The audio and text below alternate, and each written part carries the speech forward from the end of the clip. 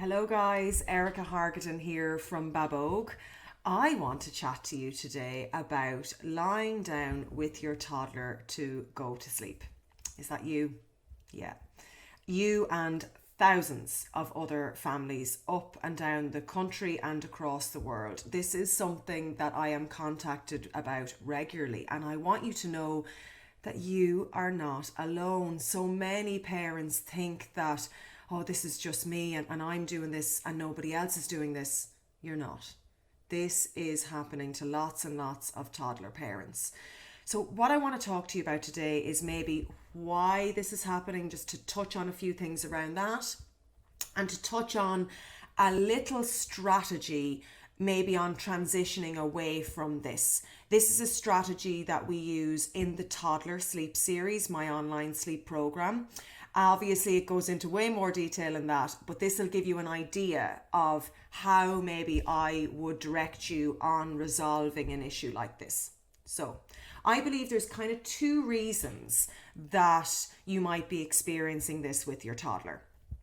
Maybe, number one, maybe this is due to an unresolved issue during babyhood. So maybe your baby was always held to sleep. Maybe your baby was always fed to sleep. There was a lot of input going in to get your baby to go to sleep. And yes, you have transitioned away from those things, but up then into toddlerhood, it has transitioned into you having to lie down with them to go to sleep. So further input happening due to your physical presence having to be there when they're falling asleep, and potentially at other stages during the night as well. Okay. Number two, it can be something developmental or circumstantial. So developmental, maybe that you transition them into the toddler bed and maybe they weren't ready and now you need to lie down with them to go to sleep.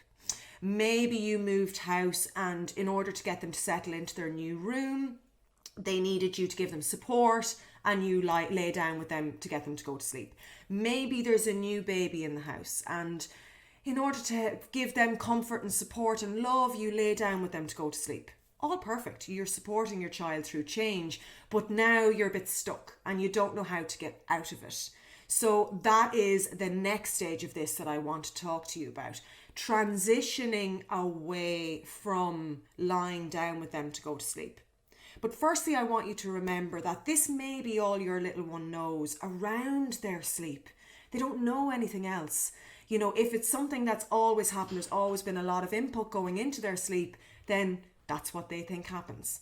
So that's what their little brain says. They don't know. Again, if it's maybe something that's a newer issue and maybe previously your child was an independent sleeper, but this has happened now over a period of time, again, it may be that this is all your little one knows and remembers around their sleep, that they've transitioned this into being their new norm. So keep that in the forefront of your mind. And with that, I want you to remember that this transition will take time. Anything with toddlers, I believe, needs to be taken slowly but surely, catchy monkey. That if you do this slowly, you will have a longer term gain and result at the end. Toddlers don't like things to be done quickly. They generally have more of an extreme reaction to those things because, they don't understand it. So by taking it slowly, you will get there. Yes, slow, but sure. And this is something that we go through in the Toddler Sleep series. So I'm going to go through kind of like an example or a case study here. Let's say you're a parent, you're lying down with your toddler in their bed to get them to go to sleep and you're under the covers with them. I want you to do that for 3 nights. Continue doing that. But then on the 4th night, I want you to go on top of the covers. Still lie down with them to go to sleep, but lie on top of the covers and do that for 3 nights. Then on the 4th night, I want you to move to sitting on the bed and do that for 3 nights. Now, keeping yourself nice and calm, keeping all your interactions to a minimal. I would keep verbalization to an absolute minimum and kind of change the frame a little bit around it. Okay? Still being very supportive, still being very present with your child, but just a little bit of change. Then, on your 4th night, move to sitting on a stool beside the bed. Do you see what I'm doing? nice and slow and calm.